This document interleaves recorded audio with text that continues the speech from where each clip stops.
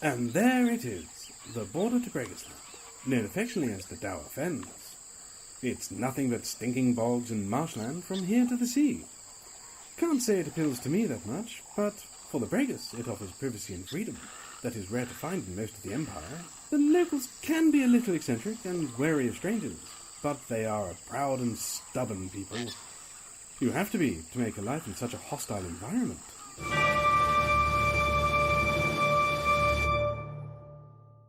Hello and welcome back to another episode of the LARP News podcast. Today we're coming back up north to go and talk to PD, and I've got a couple of members here from Profound Decisions who we're going to talk about a few things to do with Empire. If you'd like to introduce yourselves again and let us know who you are and what you do. Hi, I'm Matt Pennington. I'm a member of the game team and I own and run Profound Decisions, so I handle the sort of real world stuff and then I contribute to the plot and the campaign. Can I just get you to move in slightly? Yeah. Sorry. I'm Andy Raff. I work for PD. I do a lot of the writing and campaign design and world building for the game. Yeah, so it's kind of interesting. We spoke a year ago, and kind of like I tried to re-listen to that episode on my drive up here, and I found my questions and my knowledge so cringy I couldn't get to the end of the episode. So hopefully this time round, a little bit more knowledge on my end, a little bit more coherent questions, rather than not knowing that the Winter Mark is made up of 3 different identities, which is when I had to turn the episode off because it was that cringy. But right, let's talk about world building, because it's something that me and Ian have both been looking into and kind of wikiing up, and kind of the idea of when Empire was just a seedling and you were coming up with the concept of Empire, how many different... Because there's obviously mechanics of the gameplay and the world itself. Now, where do these start to join? Where does the seed come from? And how do these all work together, you know? So, the game world's put together from 2 different competing directions. There's a look and feel, there's a visual. There are only so many different visual aesthetics that you can come up with. Well, I couldn't come up with any because I have no visual imagination. We made a big list of what we thought looked good on the understanding that we were aiming for a medieval feel. Yeah, so we put together an art team. We include artists, costume designers, people really strong on the practical side. And they began to pull together visuals and going, well, there could be a people that look like this and dress like this. While that's happening, you've then got a bunch of creatives who are really just throwing thousands of words at a blackboard to see what sticks. And they would come up with conceptuals, early kind of, well, it could be a nation like this, there could be a people like this. And is this starting with the nations that make up the Empire itself at this stage? At one point, Empire was a PvP game set in a Balkan-like state in a steampunk era, in which a revolution had just taken place. Yeah, that was our initial point coming out of Maelstrom. Yeah. Then we went through a lot of discussions about it, about whether that was going to be fun. We accidentally, one of us, I forget who, it was me, reinvented the Lorien Trust Ritual of Peace as an explanation as to how all these people could get together, and we realised that wasn't going to work. And we came around to the idea of having an empire, having a stable situation. And then we went with the medieval setting and started working on the look and feel. We were still kicking ideas around about things that would be cool, talking about magic, where we're going to have gods, so broad strokes. And once we'd got the list of, I think it was about a dozen look and feel, solid look and feel things, which were photos, that's the point at which we started to talk about, well, this nation of people in plate mail, because that Arthurian look is good. Here's some ideas about what they might be. And we talked about Dawn. We discussed whether the sort of the High Guard look, how that would fit. We knew we wanted some broad themes, but it wasn't until we got the look and feel that we started to nail down, to begin to nail down the actual nations. Yeah, I can't remember how much we'd written before we introduced the visuals to the process. We had a forum called Drittenspiel, because for a while the game was called Third Game in German, with the penguin font. And we had a load of stuff on there, almost none of it, with the exception, I think, of Greater Radsborn, which was the original version of the Marches, a sort of pastoral English agricultural apple-based society, actually made it into the game. No. Not a lot of it. We had all sorts of crazy stuff. I don't suppose you remember Quantum Voodoo Snake Gods? I don't remember. No, a lot of maths in that one. And then we had a lot of cool ideas on that. But some of it went through Craig Burnett's idea of no resistances, because resistances is annoying for the person using an ability. And sucks. Yeah, that was a as in key the ability thing. to ignore. Yes, to say core. no effect. It's not really resistance, because we do have some elements of that around our heavy armour rules. But Craig pointed out, and we had a long discussion about the fact, again, coming out of Maelstrom, which had a lot of weird different resistances, that somebody being able to say, your ability doesn't affect me, It's breaking. it's not a good experience for the person doing the hitting. Yeah. Well, I would agree. The heavy armor is a very, like, if you shoot someone with an arrow and they're wearing heavy armor, it's a very easily visual display. It's also it's something easily communicated, for example, by tapping on the chest or something else where it isn't necessarily immersion breaking. There was the other element it has that's nice. It's got a sort of what you see is what you get idea to it. You're not usually unsure if your ability is going to work or not, because most of the time when you're doing a no effect, it's because you have a special skill or ability that isn't visually. You're talking obvious. about rules there, and I think so at some points the rules influences rules and setting design. You can't divorce them completely. I mean, I have no interest in the approach to role playing that says let's create a completely universal set of rules. None whatsoever. I think it's a flawed concept. The rules support the aesthetics and the conceptuals of the game that you're trying to bring together. You don't need complicated rules for melee if you're running a futuristic sci-fi game where everyone's got guns.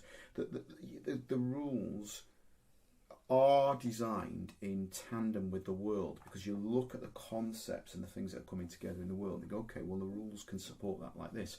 But generally, it's a parallel development to some extent, but each has to keep its eye on the other. But yeah, basically, we did endless sequencing of throwing ideas, and the early stuff was all about throwing ideas. Then at the point where we got the core game concept, and the core game concept is it's one empire, made up of a bunch of nations, so you have a shared loyalty and a rivalry. From the outset, you have a shared loyalty and a rivalry, which solves all those problems about why are we turning up in a field. If we hate each other and want to kill each other, why on earth are we in a field together? Something that literally made no sense for the 9 years that we ran it for Maelstrom, where people who hated each other would all turn up in a field 4 times a year for no good reason at all. I think The festivals that were supposed to be a time of peace for everybody to come together were provably much more dangerous than the other 12 months so a year. You got that concept. You got a shared loyalty, a single shared underlying loyalty with rivalries, not hatreds, rivalries, and so forth. And then we began to basically go, okay, of all these crazy ideas for worlds and nations and settings and people and races, what starts to come together? And then we would pick out the best ideas, and then we formed little writing teams, and we said, Ian, Rachel, Damo, can you develop that? Harry and your team, can you develop that? And then they would take what looked like the kernel of a good idea. They would spend 2-3 weeks writing that out into sort of 3,000 or 4,000 words, and then it went back to me and you, and we would go through it with a fine-tooth comb and look at it and see whether it had worked, what needed editing. And effectively what we had was a bunch of writers creating lots of individual content, and then you and me were then bringing it back to coherence. And our emphasis all the time was on what we'll play on the field. Yeah, that's really important. How will this be fun to do in uptime for players? Yeah. as a player, that's how it plays, right? Like, so I'm a Navarre, I'm proud of my nation as a Navari, but I have certain feelings towards other nations and other groups. Like, I have friends who are flat out racist against orcs, and I forget. I'll be like, hey, I'm going to go and see an orc friend of mine or whatever, and they're like, what, some orc scum that doesn't have a soul? And I'm like, oh, I forgot that you dislike those people or whatever. Racist. Yeah, you're a massive... you're a nice guy, but a massive racist, So, yeah, I think that's very true. Like, especially when you see the different nations interacting with each other. Like, there was a good acid test of that, which is there's not enough room to go on a skirmish, and you have different nations show up, and how they all kind of act towards who deserves to go on said skirmish. It's, so maybe more... aggressive Dornish players would like to go, for example. It's good fun. I've just remembered, it's a slight tangent, but there is a skirmish element to it. Do you remember the version of Empire that was set on Mars in the far future? and you travelled back through the Sentinel Gate to the past to steal resources, steal water from people so that you could survive, and nobody had any idea what had caused the ecological disaster that had destroyed the otherwise lush surface of Mars. Well, obviously, it would eventually become apparent that it was people from the future coming back. Yeah, I was going to say. And weirdly enough, one of the key problems we decided that wouldn't work with that otherwise genius setting was that there weren't many deserts in England that we could hire to do LARP events on. Can we run our game up Candleston? It was and that was a brilliant 50-person game. I'm really proud of that 50-person game, and it would have been a great 50-person LARP. 50 LARPers. But even that gave us some things, because a lot of the stuff we were talking about those raids back into Pass of Steel Water, laid some of the foundation for where we went with things like skirmishes and battles. We knew we wanted people to leave the safe location to go to dangerous locations to do adventurous stuff, and then come back to the safe location, even at that point of the game. Yeah. When it was on Mars in the future. This is another question I was going to lead to anyway, but it's a good time to bring it up. Scale. Right? Because there is a difference, like you were just alluding to just then, there is a difference between a 25 person, a 50 person, a 100 person, and now we're at, 2,000 people attending Empire? 2,100. Yeah. That's big. So, we'll go into this now because we're talking about it, but scaling. Has that been a challenge? Have you been a victim of your success, basically? You know, is there any aspects of that? I don't think so. I mean, people are always asking me that question. When I say that game we talked about just then, where they were going back in time and blah, blah, blah, would have been a great 50-person LARP, that's not because the game was set up to serve 50 people. That's because, in my opinion, it would have interested 50 people. You know, it just didn't have a broad mass appeal.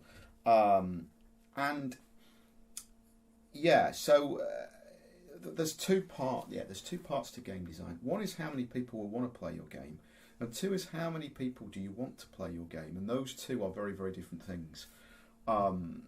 We're a commercial LARP company, so at the end of the day, we're always trying to run big LARPs. There is no part of Profound Decisions is set up to commercially, profitably run 50-person LARPs. I don't want to say it can't be done, because the moment I say that, someone will prove me wrong. But, you know, for us, the economics of it, our analysis breaks down very clearly that you want over 1,000 players to be in the regime where you might be a commercial LARP. So we were always trying to build a giant, massively multiplayer game where it's all about a persistent world, and you moving through the world and meeting these hundreds and thousands of different characters and having those interactions, and those interactions being meaningful and important. So we were always trying to build for that scale. Empire has approximately close to doubled in size over the last 3 years. It's gone from sort of 1,300 players to 2,100, and that hasn't really made any difference to us. I mean, we're a bit busier on the phones, a bit busier on the emails. Part of it, I think, comes down to the way we approach the design. There's a lot of different approaches to LARP. One of them is a lot of things are about NPCs bringing you information. You interact with the NPCs, and game develops around that. Because we wanted to build a big game, we would need 100 NPCs constantly being active to provide, to serve game to 1,000 players, and that wouldn't scale. Yeah, wouldn't scale. So we tried as much as possible to build the game around the idea that 90% of the stuff that's going on at Empire with players interacting with each other. We can give them things to interact about. We give them levers, which are ways for them to change the game or to achieve things and things along those lines. And we rely on emergent narrative of lots of different players and characters with different agendas they've created themselves, bumping into each other, interacting with the things that we're creating, and then producing the game themselves. And that does scale up. That does scale, and that's the point, really. And I think if you look at, my hunch is that there is LARP that there's a structural design to LARP around 5 to 20 players. There's a structural design to a LARP that is between sort of 25 and 75 players.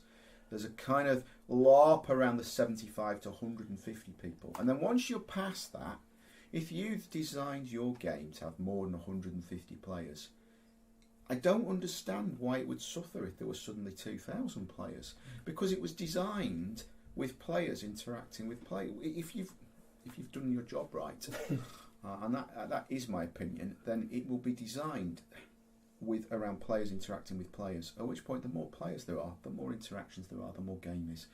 It comes down to something I've argued for a long time. It's about ratios.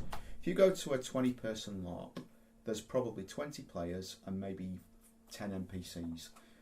So at any given time, you're 33% likely to be interacting with an NPC, because they're 1 out of 3 people at the event is an NPC. If not more, if you consider people are going out as one character and coming back in with another.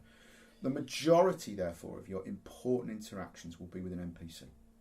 And so the NPCs become a natural tool for you to create game out of, because lots of players are interacting with them all the time, and they're a very powerful device that you can use to do that with. That does not work for shit in a large game. I have a huge crew. I have 400 crew. But 50 of those are doing tents. The actual number of NPCs I've got is probably only about 30 at an event. So I've got 2,000 players and 30 NPCs that are going out in plot roles.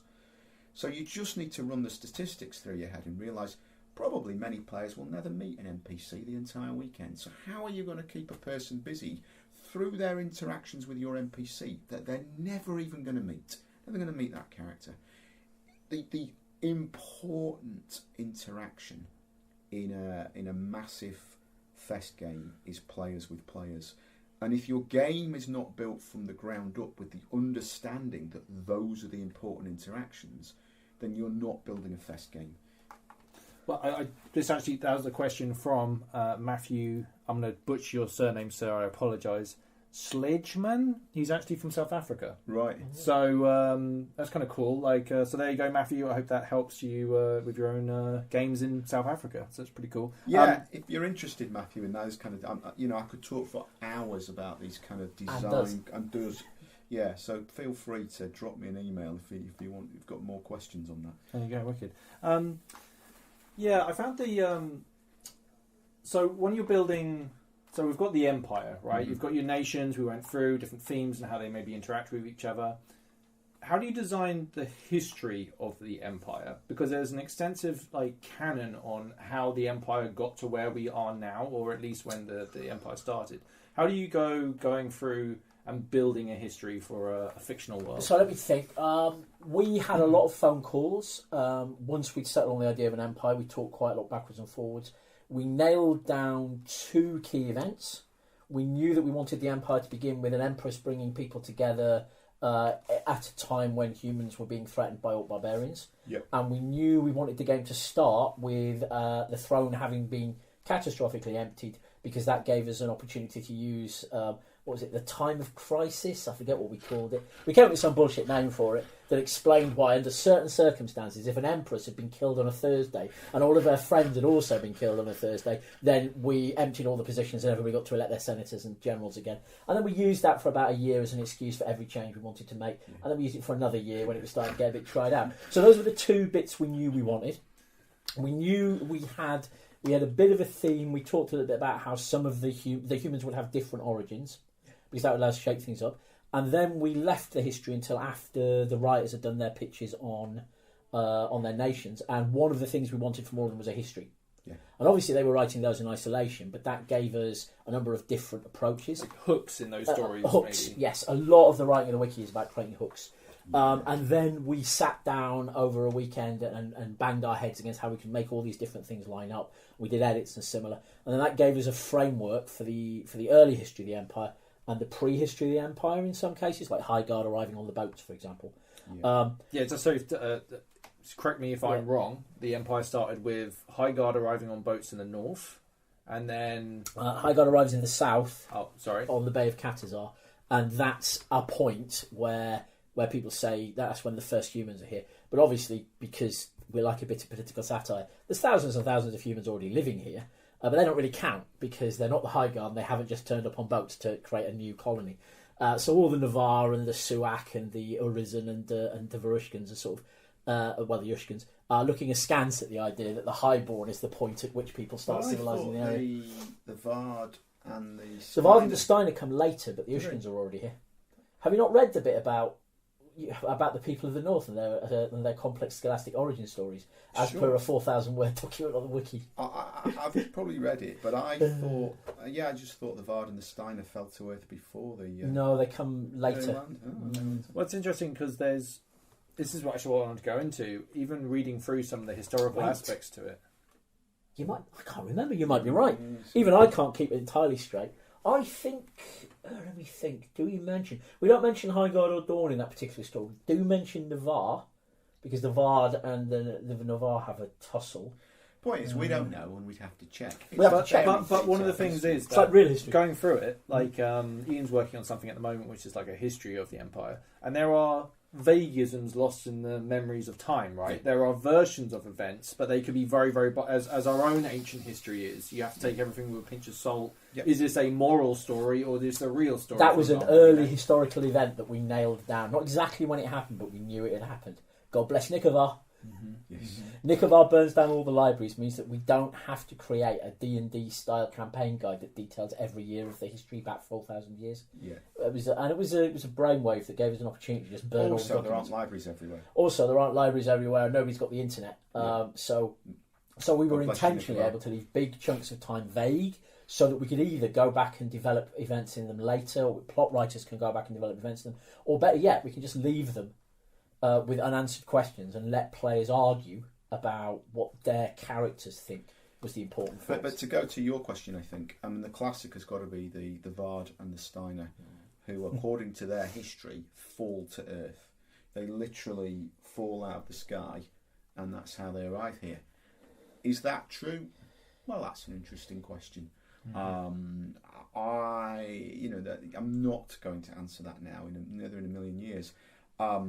It's easy to see that as a metaphor. It's absolutely, it just screams metaphor. It must be a metaphor for something. They clearly can't have just fallen out of the sky.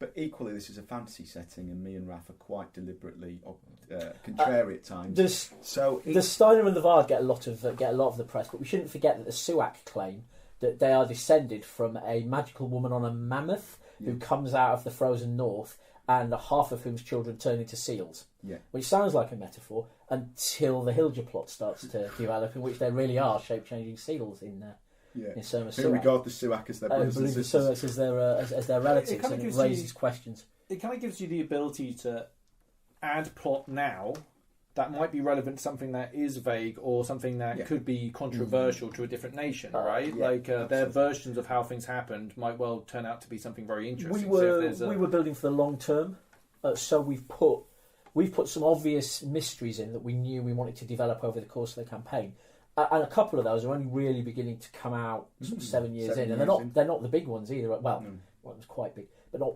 big world-changing things. But we also just threw loads and loads of stuff in as well that we had no intention really of developing, but was there to give other writers and even player events in some circumstances. There's been at least one Navarre player event that's built on just a throwaway line on on one of the territory pages, because we wanted there to be rich stuff there. Because the advantage it gives you is if somebody goes and develops something about the Semastones, for example, a chunk of the players who are interacting with that plot about the Semastones will already know that is a place in Dawn which has a powerful and mysterious summer aura. Can you just explain what that is? It's a place in Dawn that has a powerful and mysterious summer aura. That's all there is. And that's all there is. That's all we've written. But as soon as a plot writer starts to develop that, they and the players who come to interact with that bit of plot know that there is something, know a baseline information about it, and that makes it feel like it was all planned from the very beginning, and like the world is real. Yeah. Or more real at any rate, rather than having every plot writer pull a different magical location out of their backsides for every plot they do. Yeah, I've played a lot of ongoing fantasy games in which, there is a monster du jour, or even a monstrous invading race du jour. Literally this monstrous race that no one had heard of 3 months ago turns up out of nowhere and is now threatening the entire world, and will hang around for a year, and then it'll be defeated, and then another new terrible, and you're like. I am going to criticise. The weakness of that approach is that it undermines the reality of the world. It makes the world feel shallow and unbelievable. But when these things have got tiebacks, you go, Yeah, there's always been strange shadowy creatures seen around the Semi-Stones, and now strange shadowy creatures are issuing forth from the Semi-Stones. It's like, that's a problem we knew about all along. Suddenly, it makes it when you introduce a new element, if you're picking up and raising up out of the kind of the backdrop an element that everybody was conscious of, or not even everyone, just even 2 or 3 characters, you just need 2 or 3 characters to be able to credibly say, oh yeah, I live near the Sunstones, this has always been a problem. There's a couple of and suddenly it's believable. There's a couple of strong examples of that in the way we set stuff up. So, for example, with the Eternals, we said we're going to have a roster of Eternals. We might expand that, but it would be a big deal if we expand it. So when a plot writer came to us in the first couple of years saying, I've got this great idea for an Eternal who is like this, we would say, that's cool, but you could run exactly the same plot using this Eternal that already exists. Yeah. And because you're not creating a new element that is cool and exciting that we can see future plot writers dealing with, we'd rather use the stuff that's already been created. We've added to the Eternals, but not a lot. And we did exactly the same thing with races. Neither of us, we tell different anecdotes, but neither of us has any patience for those worlds where there's 500 different types of humanoid creature. So we nailed down fairly early on that we were doing humans and orcs. With lineages. Humans with lineages, orcs, and a couple of other bits and bobs. So we mentioned the Dave of Alien, there's trolls, I mentioned a few others. But the majority of those were mysterious and not appearing in this movie. We were not going to pepper the world with Skaven, for example. Or red elves and blue elves. Or red elves green and blue elves, black or and beast yellow elves men, and or 6 different types of lizard men who differ only in the addition to their hit dice. That's my bugbear. Yeah. The point, though, is that when you're creating that world, particularly when it's a closed world, and there's an inherent contradiction in a closed world. You go, okay, this is a closed world, we're not going to bring new stuff into it over time, except you clearly are, because as a plot writer, you're constantly bringing and developing new ideas. Well, how on earth does that work? Well, it's a shitload of work, but what we do in Empire is, we basically wrote 1 billion words, edited it down to the core elements, and every page of the wiki, if it's a territory page or it's a history page, is raising as many questions as it answers as you're reading it. You're just thinking, what the hell is that? Who are these people? What's going on there? Why is this mysterious thing happening? I've been on going down a wiki hole often, because I'll be reading something and they'll reference something and I'll be like, I don't know what that is. Yeah. So then you end up going through to find out what that is, and then you expand your knowledge on a whole different aspect. It can be intimidating, mind. It does have downsides. We see new players often. Well, not new players often, but we'll often see a post in which usually a new player will say, there's so much wiki, where do I even start? Yeah. Look, from my point of view, being dyslexic, I found it incredibly intimidating. But one thing I have realised now is, yes, maybe 1 or 2 events, there are certain phrases that you're just not going to know, right? Yeah. And it can be quite awkward for some people just to ask, I don't know what that is, could you explain it to me? Which is nice because the community is pretty good and actually going through that stuff.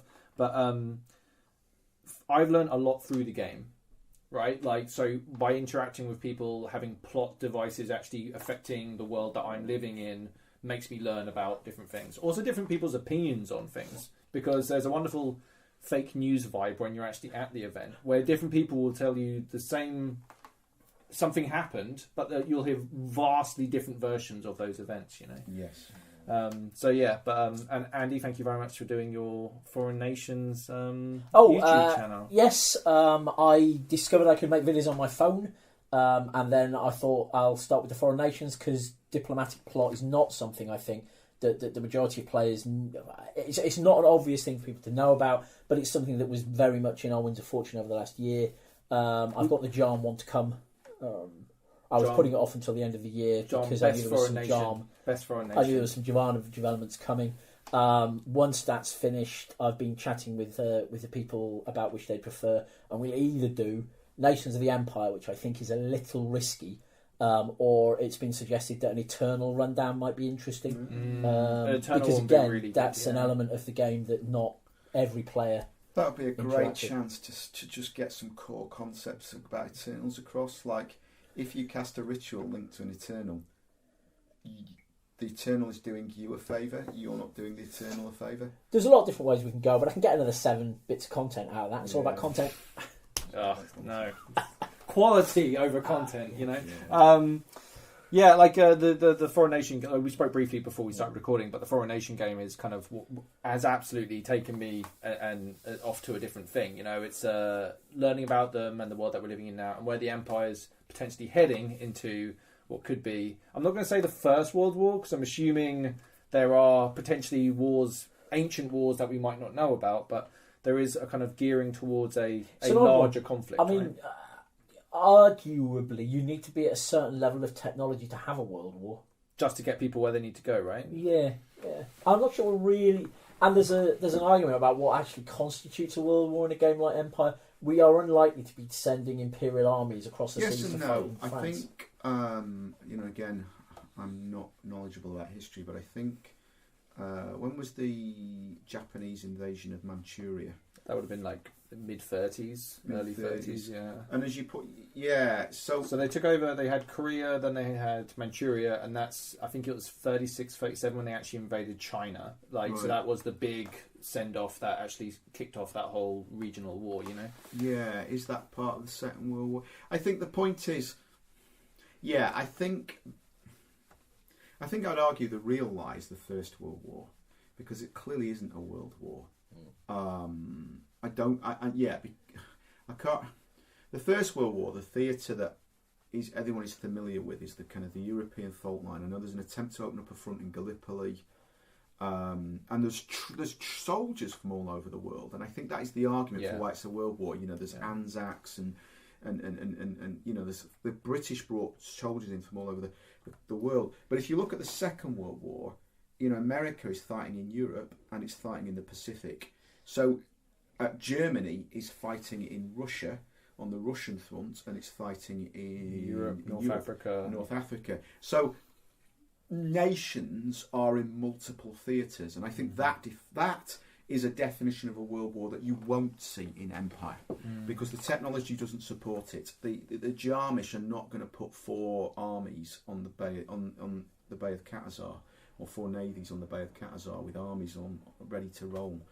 But what you might see is the Jarmish saying, we've had enough of these Empire, let's bankroll the Grendel and sell them cheap warships and so you could also see militias and mercenaries potentially from different nations showing up and supporting elite units. And from the Empire's point of view, we talked very briefly about the fact that the Liberty Pact now exists, but 2 members of the Liberty Pact are caught in cold or increasingly open wars with 2 other large nations. Will be looking to their allies for assistance.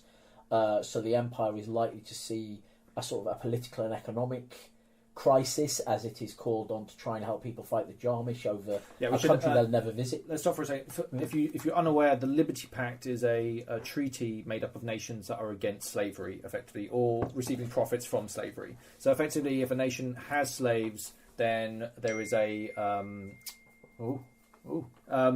there is a trade embargo or tax on people that trading with these nations, a la First World War. When you start having trade wars and tariffs and embargoes, it starts to build tension. So there is basically a fault line at the moment between the ones that have signed the Liberty Pact and ones that haven't, effectively. The really nice bit about all of this is that none of it's plot, not in the way people normally think of plot. This has all come out of players using the diplomatic corps, effectively, the players who are ambassadors, to negotiate with the foreign nations and put forward their arguments. And then at the start of the year, obviously, it culminated in a meeting on the field in which players and NPCs, who we'd very intentionally sent in with all the NPCs had at least one major thing we thought might be problematic for the Empire, like a gripe or something, something to compromise on. A compromise. So, for example, our Sumar delegate wanted no trade at all with foreigners, and there needed to be a bit of give and take. It was one of our most complicated pieces of diplomatic plot, I think.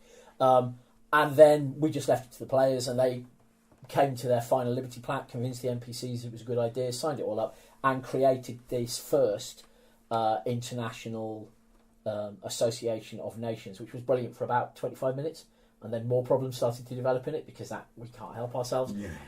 But it's all come from players. It's not our plot. We don't really run plot. Is the Liberty Pact a military alliance, or is it purely trade at this stage? I'm not sure. I think there's some elements that I think there might be some elements on it. Players are better positioned to answer that question than we are. I love it. That's We look forward to them telling us It's a whether they very think it's a military telling alliance answer. or responding to it when the Commonwealth say clearly the intention of the Liberty Pact is you should give us all of your troops and warships to defeat slavery. Yeah. Clearly, that's what it means. Yeah. Yeah, I find it very interesting looking at the world that we live in now in Empire, where 3-4 generations orcs were slaves, right? Yeah. So is that kind of like, are we morally grandstanding the fact is that we are where we are now, whereas a couple of generations ago potentially we would be on the other side of that conflict potentially? You know, it's a kind of interesting to see where we're at. Maybe not. So the Sumo would have been passionately anti-slavery 70 years ago in Empire's history, but they wouldn't have regarded the orcs as humans. So that would, wouldn't have. They don't regard keeping an oxen as keeping a slave. I think the Commonwealth have always regarded orcs as people. The Commonwealth have, yes, but they're the young nation who previously had very different opinions on things. But yes, without a doubt, that there's a relativistic effect going on here, that the Empire is taking a very high moral ground over the issue of slavery. But it really wasn't that long ago that it was a powerfully race-based slave nation. There's a criticism which I've seen put forward, and I don't entirely disagree with it, but I don't entirely buy into it, that slavery has become, for the players, an easy touchstone for good and evil. But it makes me laugh, because as you say, up until very recently, the Sumo didn't think orcs were people. And I'm still not entirely convinced by that idea. They don't have slaves, but they still slaughtered orcs whenever they got the opportunity. The Empire has outlawed slavery for the last 50 years or so, but they still murder large numbers of people with cursing rituals, or stick people on spikes with their quality keywords, and make compromises. One of the people who's joined the Liberty Pact has cheerfully given up slavery because they weren't really doing it anyway. But they still think the Empire is basically a hotbed of lunatics who worship an evil creator.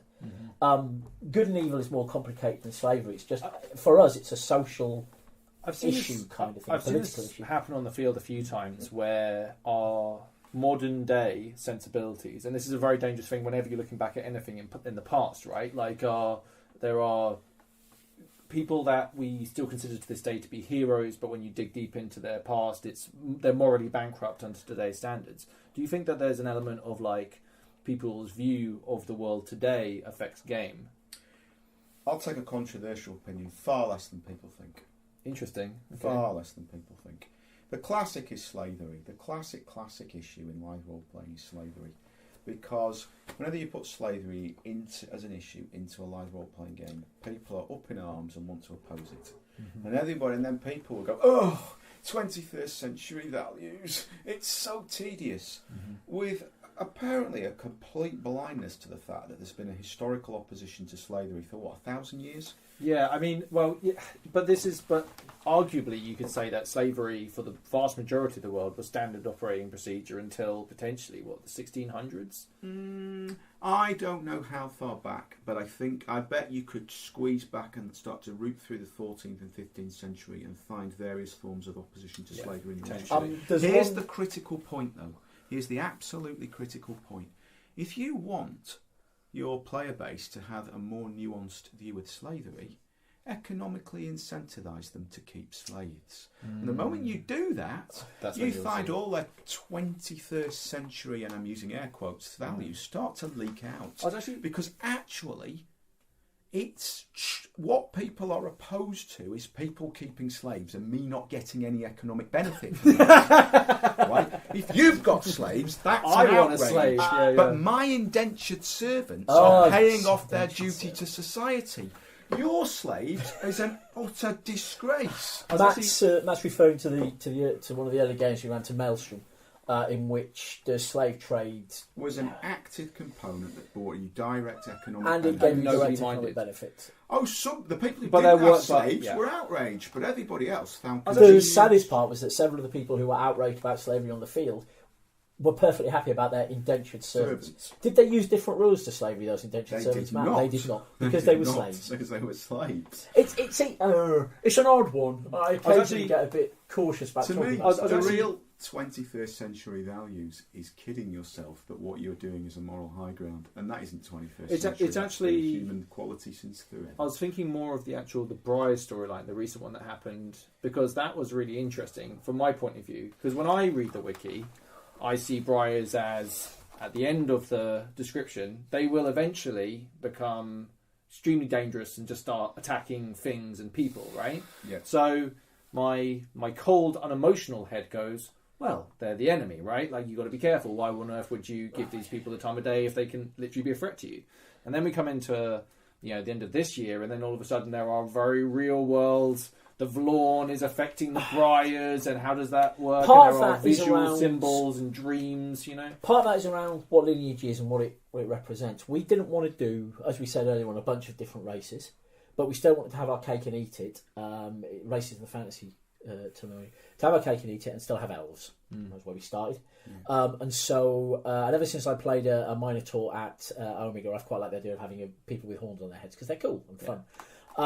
Horns work really well. Hers work really well. And it looks great, right? It's largely does. And we had a couple of visual signifiers like that. So what we did was we came up with this idea of lineage and we said we'll have humans, but we'll tie them into the magical realms. So these are people who are affected by magic. They're people who are changed by exposure to magic. And that led us to the idea of, as well as having the physical role-playing physical trappings, we have the role-playing trappings. And that led us, all of the lineages have a bit at the end that says may degenerate into madness. And what that's meant to represent is that the power of the magical realm overcomes their humanity kind of thing. But you don't have to go there if you don't want to. That is a role-playing hook for you. But it's also there to create a scenario where you can happily role-play being suspicious of the lineage. And part of that comes down to the way we put Highguard together. We didn't want the Highborn to just be bad people who were prejudiced and hated the lineage. We wanted to create a space where the Highborn could say, it's not that we're prejudiced against them, it's that because they are affected by the magical realms, by magical energy, they can act weirdly and they can become dangerous. But you've got a basis for that. So you've got a basis, yes. You've got a basis. And it's risky. There are some real world resonances that are not positive, but ongoing email to be honest, it's like maybe it's just me, and I'm sure some listeners will disagree, but I find the idea of being able to play around with very serious real world issues in a fantasy environment extremely alluring. Like, I like the concept behind it. My previous character was extremely anti-Briar. Like, I would be outright disgusted by the presence of one around me, and it's just like that goes against a lot of my own personal beliefs, but it was a very interesting thing to be and to experience and to role play in my mind. Interesting. I mean, I just want to go back. There's 2 points there. I want to go back to the slavery one for a nanosecond. Sure. The point is with slavery and empire is that we were not interested in making slavery an issue of contention within the empire, as in, are we for slavery, are we against it? So we wrote a heroic story in which they transcend their slave-owning history, because we wanted to get to a point where everybody broadly agreed, with some sort of recidivism of people going, well, yeah, but orcs, but everyone broadly agreed, no, slavery bad. So that it gets you to a common point, a common moral point. The plot of the game is not are you for or against slavery.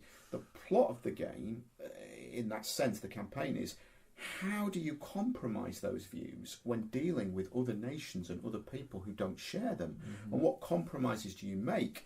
If we had wanted to make slavery a conflictional issue within the empire, I would have just come along and written the economic base. Yeah, there's widespread extensive slavery. You can free all those slaves and outlaw slavery at any point, but you'll have to disband 12 armies to accommodate the loss of economic infrastructure. Overnight, a lot of people would have become pro-slavery. You'd see arguments like, well, yes, it is important and maybe freedom, but not right now. Yeah, I look after my slaves. I look after my slaves. Yeah, I don't have mine run away. I'm a responsible slave owner. Yeah. But we didn't, because that was not a conflict we were interested in, because we'd done that conflict, we're bored of it. What we wanted was the conflicts between my morals disagreeing with your morals and where. And we hadn't created much game. No, it hadn't. It hadn't created much game because, as you say, all that happened is people quickly rechristened their slaves as indentured servants and just got on with talking about how important freedom was, except for these terrible criminals who deserved to be made to work on my plantation for free to make me juniper berries. So it didn't create conflict because people didn't want that conflict. No, they didn't. It wasn't one they were looking for. I've forgotten where we got to. That's fine. We talked I like about where we're going. lineage and the Briar stuff. We wanted it to be opt-in. There are some. Yeah, so heavy themes. I think there's a lot of attitude that Large Thess LARP is basically going to deal with people whacking each other with rubber sticks, and there'll be a big bad, and on the Sunday we'll all get together and defeat the big band. And then there's a bit of surprise that there might be some kind of themes in the game that aren't that simplistic and aren't that trivial. You know, we were always very clear in Empire that we were going to include some heavy themes: discrimination, prejudice, morality, the death of children, the death of innocence, and the death of the defenseless. There's also players acting on those, right? Like they're the perpetrators of a lot of the things that you just spoke about, right? Yeah. Like I remember when we were first starting out, we played the Jotun a few times in the monstering battles, and through monstering, I learned to, because obviously who are the Jotun, we have a bit of a conversation about them. I completely sympathise with the Jotun. Like as an enemy, I'm like, no, I actually I get why, I understand their motivation. I know why they act the way they do, and it's a lot of the animosity can come from players in our own empire. You know, when it could, in theory, be a nation which should be friends of us, but we're not. You know? I have a number of theories about how you can encourage players to dislike a group in the game, and one of the ways to do it is to make them nicer than the players. Yeah. And that is kind of what the young do. They're still not nice. They do keep slaves. But do they? Their thralls They're are protected thralls. and looked after, and not mistreated. Well, I think we but cease to be a thrall at any could time. cease to be a thrall at any time. It's just hundreds of miles of desert. You're welcome to try. But that gives you a crack into which to get a crowbar of are the young really bad. It helps feed into that fun meme that I hate, which is are we the baddies?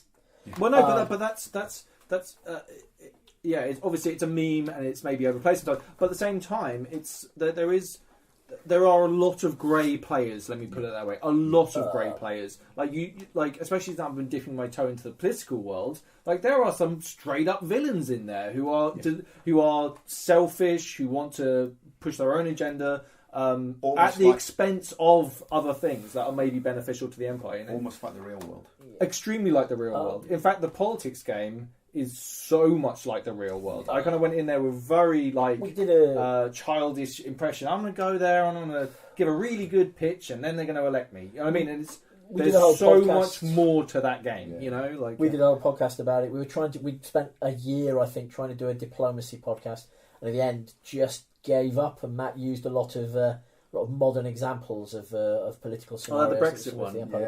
What we call the Brexit one. And it's been interesting over the last couple of years seeing some of the attitudes that we sometimes see in the real world portrayed by characters in our role-playing game. Constantly scared these days because my other hobby is reading the news. I probably spend 2-3 hours a day reading, the American political news, geopolitical news. I was going to say you've aged a lot in the last year, so.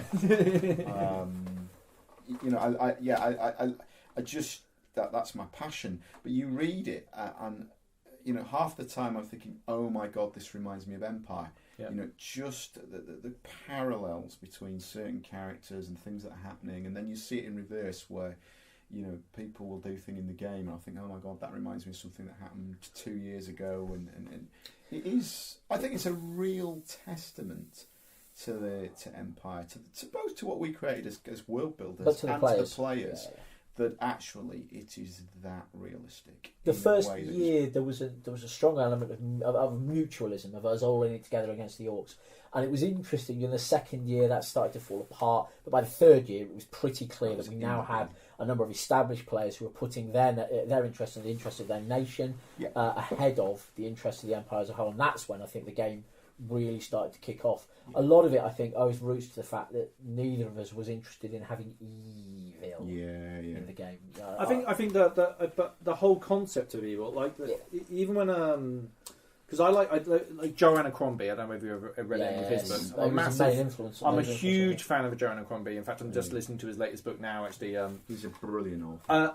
But for anyone that hasn't listened to it, go listen to or read those books. They're fantastic. The First Law trilogy is where you should start. But there's a character in it called Glocta. Who's this? Basically, a lot of the book is written from the self point of view. I did it, whatever, and it kind of gets into this world. But there's this one character who's so morally grey, but my favourite character in all of fiction. He's a nobleman who was kidnapped in a war, tortured for many years, came back to his empire, this shell of his former self, and he got back and basically became a torturer himself. So, but I think it's a despite testament- him torturing people, I'm rooting for him every second of the book. I think right? it's a testament to the way Abercrombie set stuff up. That when I finished the first Law Theory, I thought Glockter was probably the hero in the more traditional sense, most traditional sense, and your actual, while being terrible. Yeah, and your actual heroes in it are not heroes at all, right? No, like you they're could, awful people. what's the guy with the really high pitched voice called? You know, anyway. They're not awful people. They're just flawed. Yes, They're flawed people. They're real people responding to real situations in real ways, and they are neither angels nor demons. We're in danger of getting into low fantasy versus high fantasy We are, discussion. it's fine. That's, I mean, if you, Oh no, well, we've had it. Okay, a lot of you only times go in through it, different okay, places. sure. But we aimed for. We wanted a game that was at the lower scale of the social and political fantasy, while still leaving some space for magic. well, on a micro level though, like my previous character was a fawn, supposed to be a very serious person. I didn't always stick to that, obviously, because it's just you end up falling back into yourself. But one like microcosm of that was not smiling. Right, my natural. If I meet someone, I smile. Like immediately, it's like it's programmed into me by society or whatever, you know.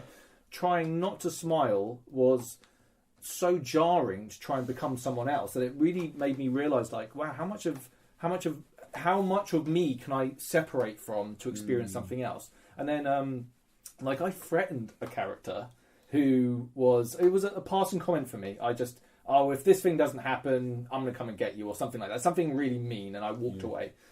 So I bumped into the guy like a couple of events ago, and he was like, "Yeah, I've met you before." And he explained to me that I'd threatened him. I'd completely forgotten about it, and he was saying like, "I was so scared that I thought you were going to come and get me." He had to be walked back to his tent by his friends because of that, and I'd walked away. Whereas, like, I'm not the sort of person that's ever going to threaten anyone, or anyone should take that seriously, right? But in the world of Empire, you get to play around with grey parts of your own personality and see where you are, you know, where your personality might potentially end. I've been to a lot of LARP games, and they start off with like you go to Serenity, and you go, right, you're all playing big damn heroes, or I've gone to like Celtic games, and it's like you're playing the heroes, and my baseline is I don't even know what that means. I'm not in it to play a hero. I mean, partly because I prefer to play the antagonist of the story rather than the protagonist, but mainly because real people are not heroes. Real people are not heroes. Real people are complex characters with and you see this all the time in reality. We'll dig up some Gandhi. If you go and read the history of Gandhi's a massive racist. Yeah. He goes off to South Africa when he's about 18 years old, and he writes some really unpleasant things about the black inhabitants of South Africa. He's a massive racist. There's the historic. That's not historical revisionism. You go and scratch the surface, everyone's like, yeah, he's a massive racist. He's also an extraordinary heroic figure who brings a peaceful revolution to India and throws off colonialism in India. It's like, is he a hero or is he a massive racist? And if you're demanding moral absolutism and moral purity from either your literary figures or your role-playing figures or your historical figures, well, you'll be disappointed in history, you'll read shit books, and reality will make no sense to you. There's no such thing as heroes in real life. It's grey. It's just grey all the way down. And if anybody asks me what my favourite part of the podcast was, I'm going to say it's the bit where Matt talked about Gandhi. It's just...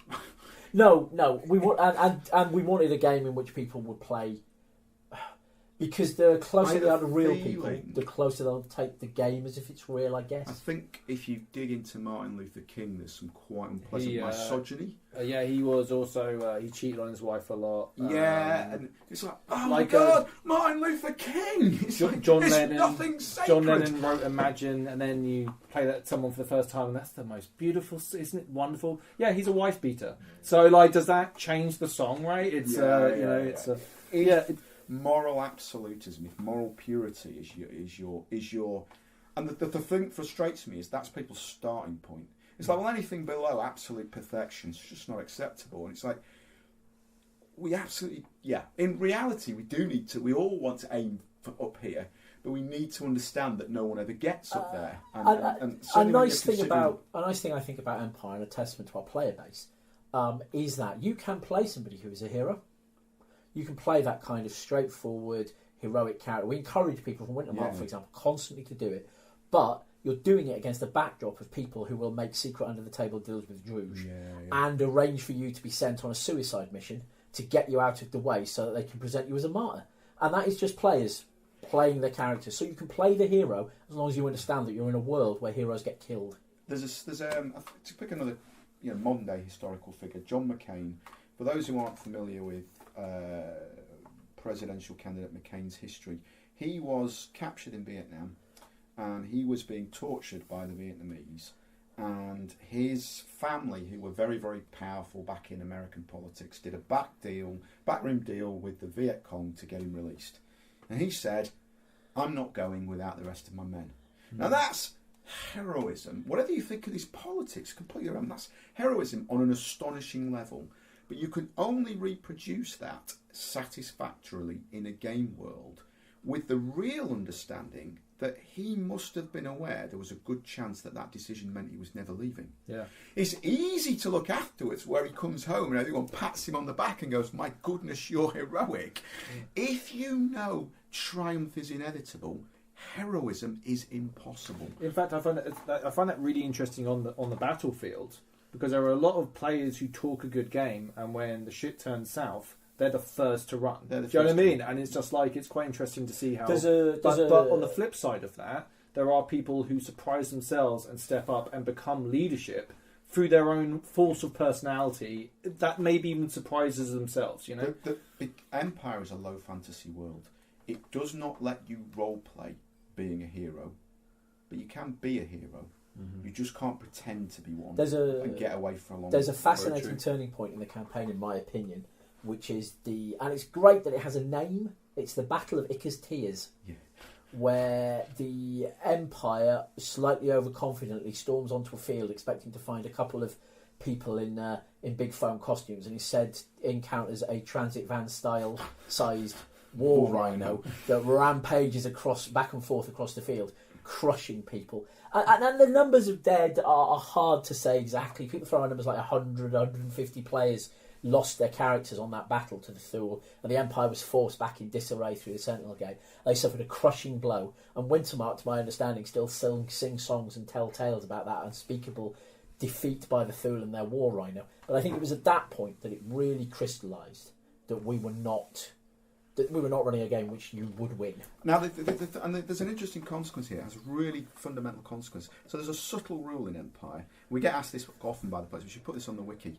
Our Bob, Dave, and John have not come, and Sarah have not come back from the battle. Don't bring me into this. They died on the battlefield. Yeah, that was 2 hours ago. Can we go back and recover their bodies? Right. And the answer is uniformly no. Why is the answer uniformly no? Because a tiny handful of players, just a tiny handful, will go, I've just seen Dave. He's just been executed by that orc. We're not leaving without his body.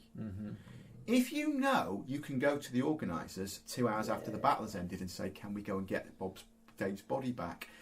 No one will heroically go and get Dave's body. But if you want your dead friend's body off a battlefield, you A, have to be astonishingly heroic, and B, have to take astonishing risks that likely will not pay off. It's not a game where it's going to go, oh, you took an astonishing risk. Well, it definitely comes off. 9 out of 10 times, you're dead too. My character dying has made me into a complete coward. Right. I am so... Because the whole process of having to get new kit and build a new character and all that, and everything to do with it, and build up my reputation with different people, and I'm so scared of dying now. It's really... I'm going to have to... This next year, I'm going to have to learn to get my brave back, basically, because it's really affected me. I've basically just been running away from fights a lot. It's not really been I've been a runner, so it has kind of had precedence. Like, I'm not in a line fighting, but skirmishes, I'm like, that sounds like a bad trip. I'm not going to give it a miss. You know what I mean? It's interesting to see how that's playing out. I don't think we really thought about it in detail when we were designing it. But losing your character is often opt-in. Because Anvil itself is largely safe, unless you've made some real enemies or are unlucky to some degree, your character, you won't lose your character unless you take it through the Sentinel Gate and risk it, Yeah. which gives you what you're talking about a little bit there. That caution, let's call it caution, about going through the Sentinel Gate, and that adds a level of perception of risk and makes it more heroic and dangerous. But to be fair, though, this is coming off.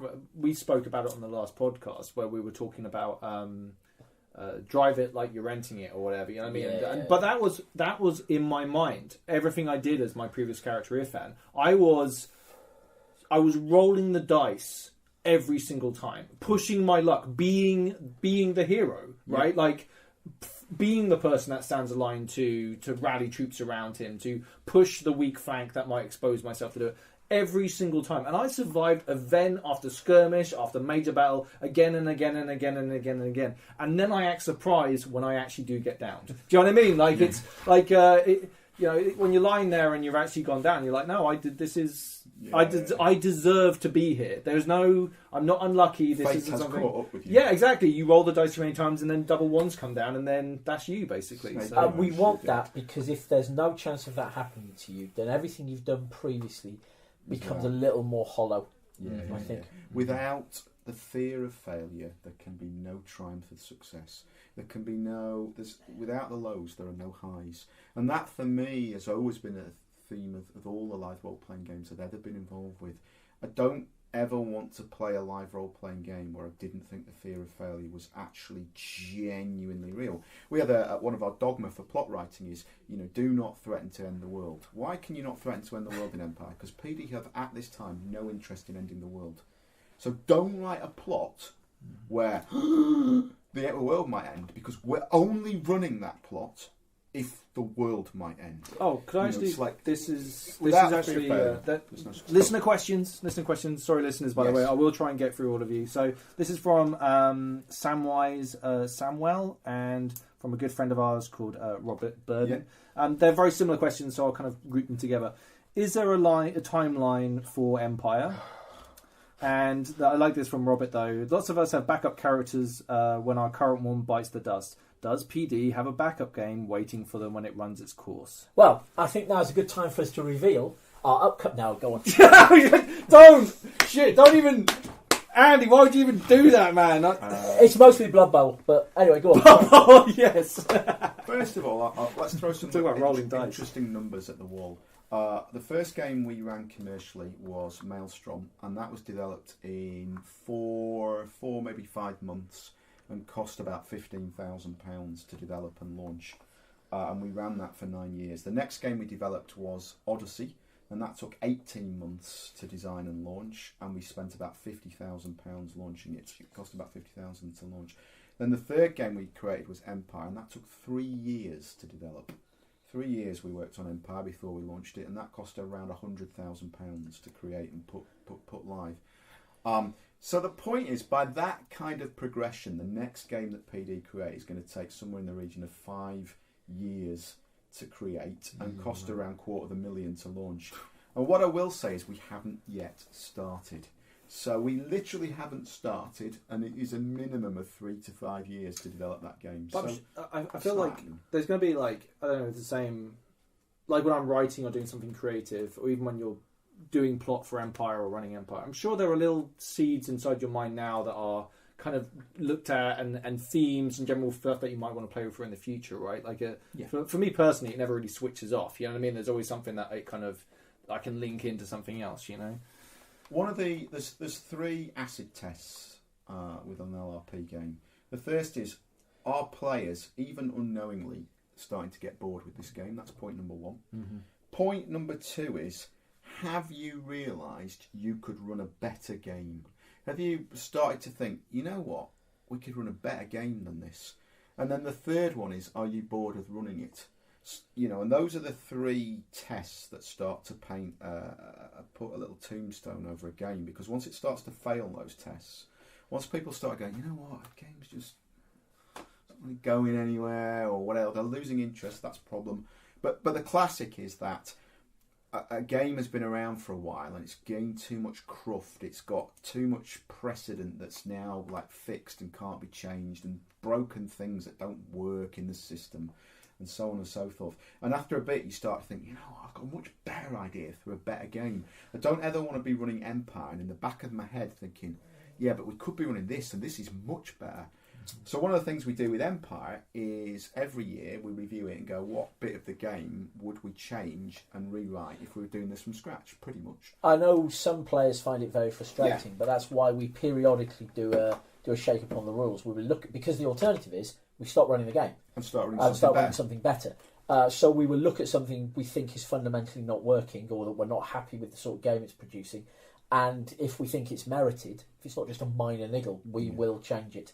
I think there's something to be said about the scale of Empire, where it's let's say if it's Empire gives you a toolbox with lots of different tools in it, right? Like each of the nations are a different tool, each of our foreign nations are a tool. And there's lots of different mechanics in there. So if you want to do something specific plot-wise, there's probably, you rummage around in the book and you probably bring out something that fits the bill, or you want to interact with this and kind of like change it that way, right? There's a million pieces of plot that we could run in that setting. I don't believe I could exhaust the plot potential of the Empire world. So you just need to look at, come up with one piece of plot for every Eternal for each of the 10 nations, and you've got 300 pieces of plot roughly. Assuming you only run one piece of plot for each nation. That sort of element, that toolbox element, is one of the reasons that an early stage of all of every plot that our plot writers write for us is we do a plot development meeting over Discord in which they basically pitch their ideas, and we chat through them, and we say things like either that's good, that sounds good, I look forward to seeing how that goes, or here's an element you might not be aware of, or you could do that, but here's a different way you could. So to answer the question, there are no plans of any kind at this point to replace Empire with a new game, none whatsoever, and doing that, going through that process, is a massive investment of huge amounts of time and money, and there's no plans of any kind to do that. And there's no lifespan on the game. It was deliberate. Yeah, we left it open. We early talked about a sort of a shape, an arc that we thought the campaign might go through. Yeah. And we're only now, I think, just even getting close to one of the early milestones. Yeah. I mean, I had a sort of mental picture of like, here's roughly 10 or 15 years of stuff that might happen in the world. And we're probably up to about year 2. We're certainly not a long way in. The Empire, and the milestones are still coming. The Empire has only just recently conquered a legitimately new territory, Nossium. We've only just seen the end of the First Throne's reign. Well, things are going to get very interesting for who takes that. So let's scratch the surface. Let's can I just talk about like maybe defining what, because we've talked about plot a lot. Could you maybe define what plot is and how PD puts that into the game? The fundamental thing we do with our plot, I think, we talk a little bit. We use a lot of backstage jargon, and we try and differentiate between story and plot. And these aren't objective definitions, but we look at plot as a thing that is happening or happens that players can affect or something. Essentially, what we don't do is we warn all of our plot writers not to go into a plot with any expectation about where it will go next. Right. How it will end, what the outcome will be. The D&D type attitude towards it. Some of them are better at that than others. Indeed, and it can be painful. It can be really painful. You set up a beautiful plot, and it's an example from a completely different game. But there's this wonderful plot, and a player has a weapon that destroys metal items and uses it on the metal artifact, and it's like, well, we can either say end of the plot. That doesn't work because we don't want it to, or we can say that's the end of the plot. And that attitude, that specific attitude, is the one that we take. We warn players. If your NPCs go onto the field and are plot writers, so if your NPCs go onto the field and are killed, then we won't retcon that. We won't roll it back. Nothing else. The plot will probably proceed without them. So we'll assume you've had a failed state. What is your failed state? What do you do if they don't do this? What happens if nobody's interested in the orphanage? Those are the sort of questions we like to ask a lot. Get the plot writer thinking about them, and if they're still happy to go ahead with the plot. So my definition of plot is, I think many people's definition of plot, some people's definition of plot when they come to Empire is something mysterious is happening in the world. I'm going to interact with an NPC, discover that something mysterious is happening. Then I'm going to go on a quest, solve the mysterious thing by being heroic and overcoming the obstacle. Yeah, that is a trope of LARP in that is what we perceive to be plot. I perceive plot to be shit happened. What was that shit? Oh, I just don't care. I've no interest in what the shit was. I just want some shit to happen. My only is that shit happens. And for me, plot is the interaction of PCs. Because if we go back to what we talked about, that all of your most important interactions at Empire are with other players. So the plot is the interaction between you and other players. And my job as one of the plot writers for the world is to be having things happening in the world that cause you to want to have interesting interactions with other players. So, you know, a Grendel negotiator turns up prepared to offer a peace treaty with the Empire. Do you or do you not want to sign a peace treaty with him? We have no... You might assassinate that Grendel negotiator. You might bribe him. It could have gone to him and said, look, mate, I'll give you 20 rings of Ilium right here, right now, to go home immediately and say the negotiations failed. You know, all of these are all valid outcomes. The plot is not you interact with an NPC. The plot is an NPC over there wants that. What are you and me going to do about that? You want to talk to him. I don't want you to talk to him. You don't want me. You know, that's the plot. So I view our job as creating weather in the world. You've got up this morning and there's a hailstorm, or there's a snowstorm, or there's an earthquake, or there's a volcano, or there's a thing. The plot is what do you as the player base do about it? Yeah, I find that interesting that you talk about it, because it's... I think when I first came, the idea of speaking into an NPC or something was something that would have been the highest echelons of where I wanted to be, right? Whereas that's kind of it's shifting now. As Empire has every event, it's always shifting in my mind of what it is and how I want to interact with it. But internal politics within my own banner, there's so much game right there, right? Like there's internal politics, there's different personalities, there's different goals. I'm kind of lucky that, well, or unlucky potentially, but we all kind of agree on a lot of stuff. So there's a thing I saw a while ago. I'm not singling anybody out here. It's certainly not a one-off. In which somebody was saying, "Oh, I never get to have any plot," while simultaneously talking about how dreadful it is that the Empire won't do anything about the fact Surma Suak has been conquered by the Jotun. Right. And I'm there thinking, you're arguing about what the Empire should do about the fact Surma Suak has been conquered by the Jotun, but you're claiming you've never had any plot. Yeah. I think the danger is because I'm guilty of this. I want to change the world, right? Like, and sometimes you can feel with 2,000 players, a lot of them significantly more experienced than me, better connected with titles galore, that it can sometimes feel that you're on the outside of that. Yeah. What would you say to that? Like, I think. What would I say? And interestingly, this goes back to one of your earlier comments about does the game scale eventually start to drag the game down? There's always a risk in a game with only one player. You'd feel very powerful. You'd feel absolutely, I'm in charge of making the decisions about what happens here. The moment there's two of you, you're only making the decisions 50% of the time. Once there's 2,000 of you, you're not making a lot of the decisions. Your ability to influence them is quite limited. And it's easy to feel on the outside of that. It would be interesting to sit down with like a player like Roz, who played the Empress, and say, okay, you were right at the top. You know, how many times did things happen in the world that you didn't feel in control of? And I think you'd be surprised how often that did happen. That's my hunch, if she was being honest. Yeah, I don't want to speak on...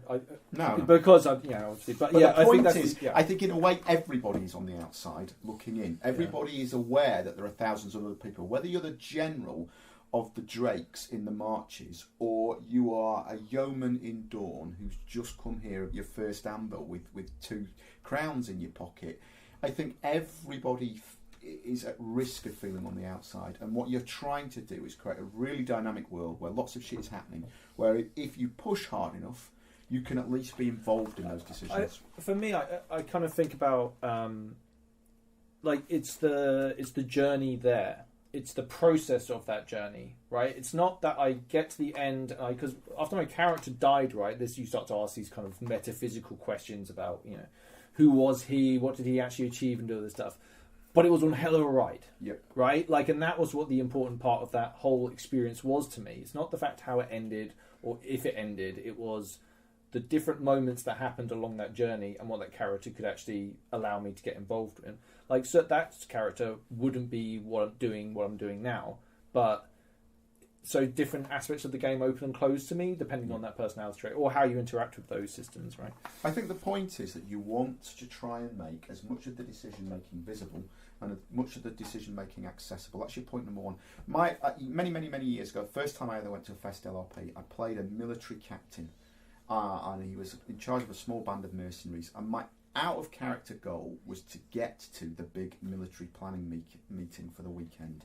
There's 2,000-3,000 characters, but I don't expect to speak at that meeting. I don't expect to participate. I just want to be in the room. It's my concept of who I am. I'm a military captain. I want to be in that room.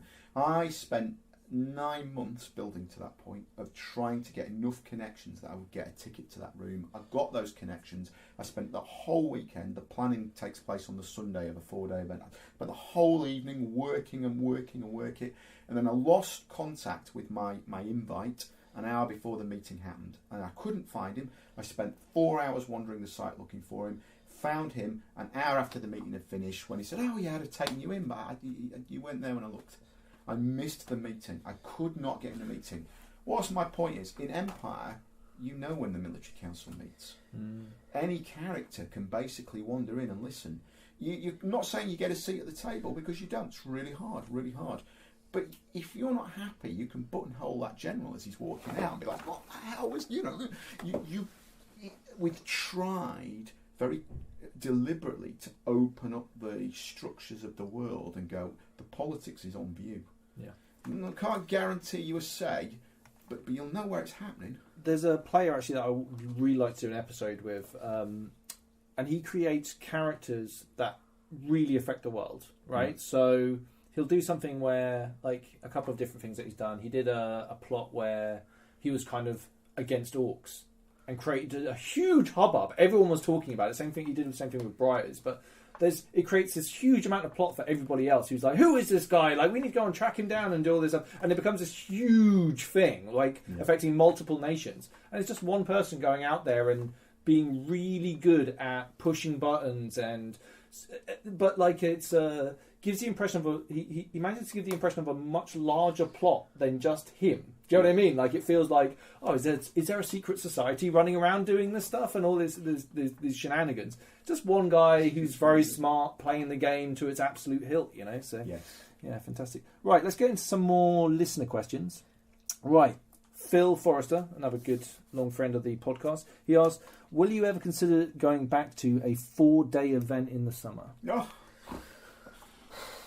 Yes. I can't even remember what was so bad about 4-day events. There's 2 things that were bad about 4-day events. The first one is that the Easter bank holiday is very variable in terms of the weather conditions, and that is deeply problematic because it can be horrible weather. It can be, that we've had some dreadful Easter events. The second issue was that the second bank holiday that we're running clashed with the LT quite strongly. And was in the middle, crucially, this is also important, was in the middle of the student exam season. So it was traditionally our smallest event by miles. So I'm not wild about that second one. Clashing with the LT is just a downer. But being in the middle of the student exam season, having 2 bank holidays in the middle of the student exam season is just a pile of rubbish. Mm-hmm. If the government ever gets its finger out and sticks another bank holiday in June, I might just leap on it and be like, mine, I'm having it. So you heard it here first. If you want to return to 4-day events, you need to elect a government that will put a bank holiday in June. Get to it. Dear Boris, I know you don't know me, but my friend said, if we had a really good quality site that had roads and great drainage and trees to provide wind cover, and it had some buildings on it, so that you could get in out the inclement weather and still be role playing, I might look at a 4-day Easter event. Well, it's almost like you read my notes, because are we planning on ever getting a permanent site? And what would you do with that permanent site if you had one? So, I actually spoke about this in public for the first time last weekend. We've registered a new company. I say we. I have. We have registered a new company, which we have created for the express purpose of buying and developing a permanent LARP site. We've got lots of hurdles to go through. We don't have a piece of land yet, so anyone's first and go, oh, where is it? It's like, and we've decided we want to solve a bunch of other problems first, and the big one is the money. So we are looking about how do we get, basically you need a shit pile of money.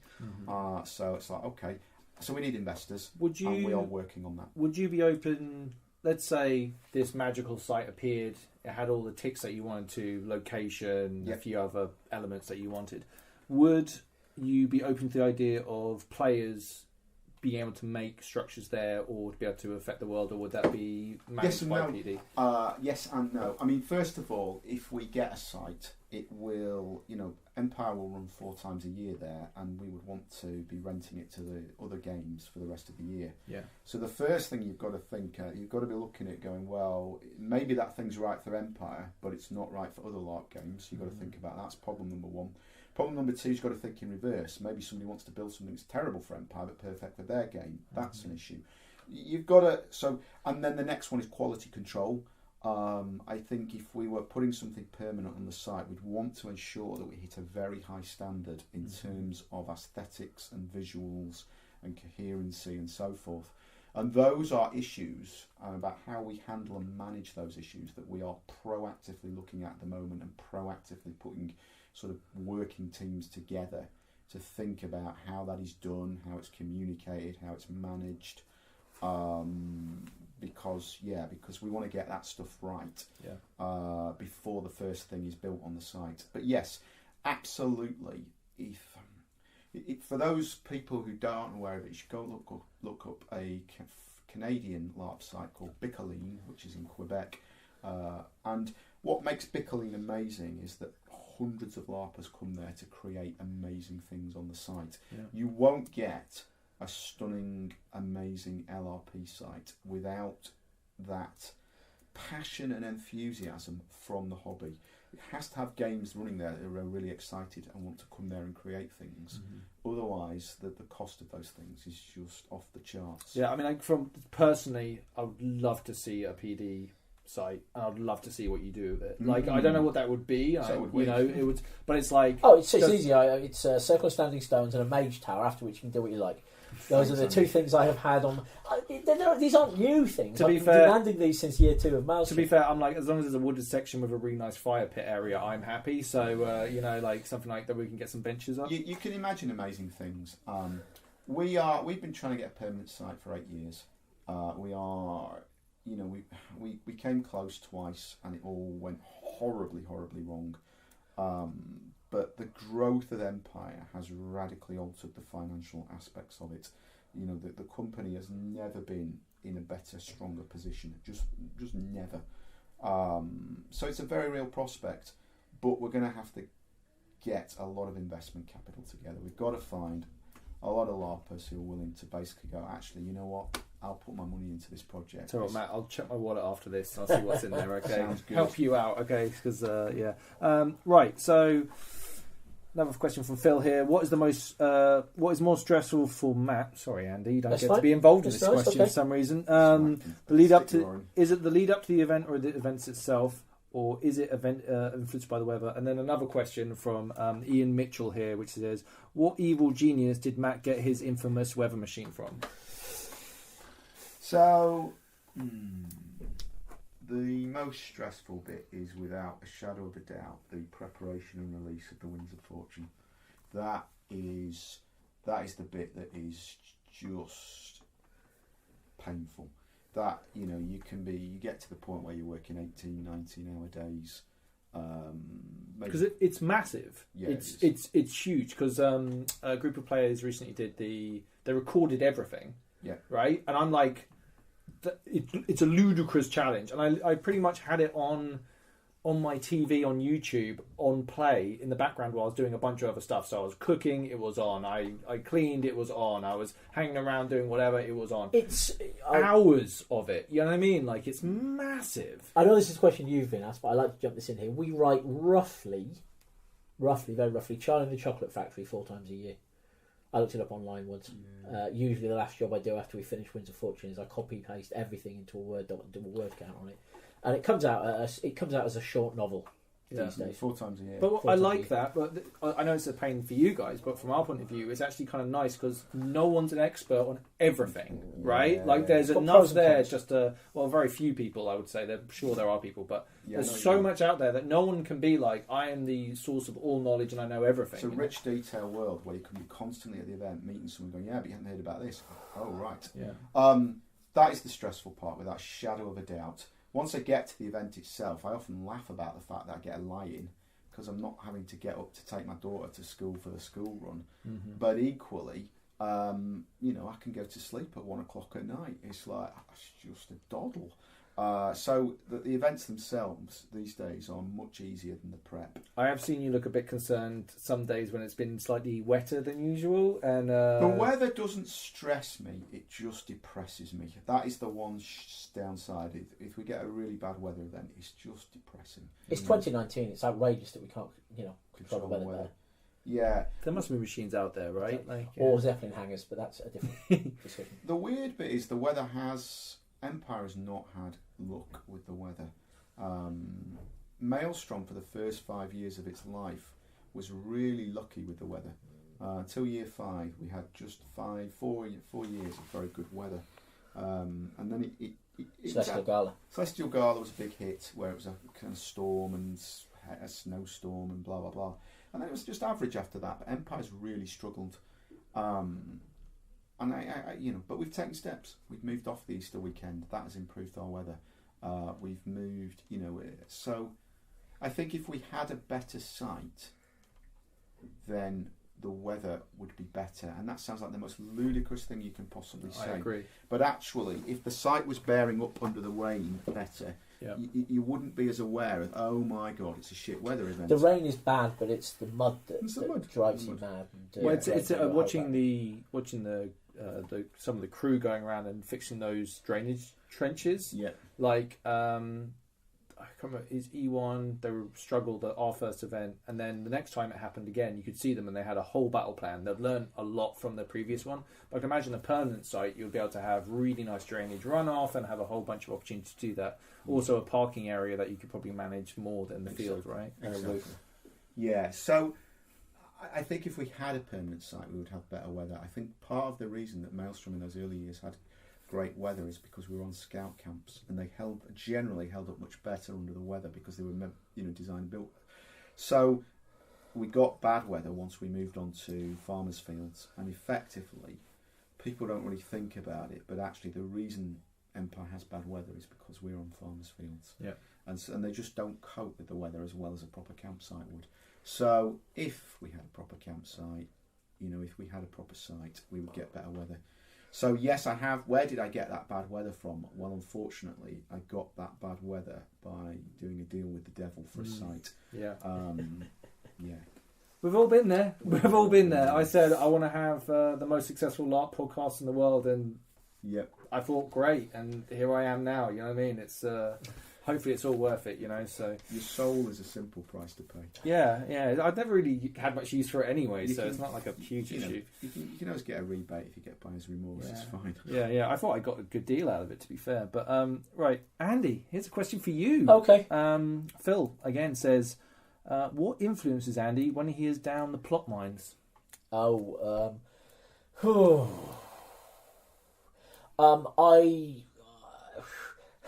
I'm trying to choose my words carefully. I like to present players with difficult scenarios where they have to make painful decisions that they will hate making. Mm-hmm. So I look to that when I'm building stuff.